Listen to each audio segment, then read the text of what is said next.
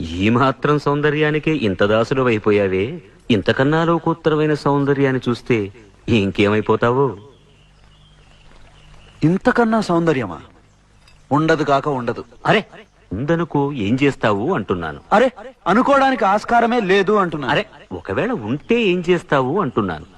ఇంతకన్నా ఆనందప్రదమై, ఆద్యంత రహితమై, అనంతమై, నా హృదయమంతా నిండి నన్ను తనలో నింపుకునే సౌందర్యమై ఉంటే అరే ఉండదయ్యా స్వామి. అరే ఉంటే ఏం చేస్తావయ్యా?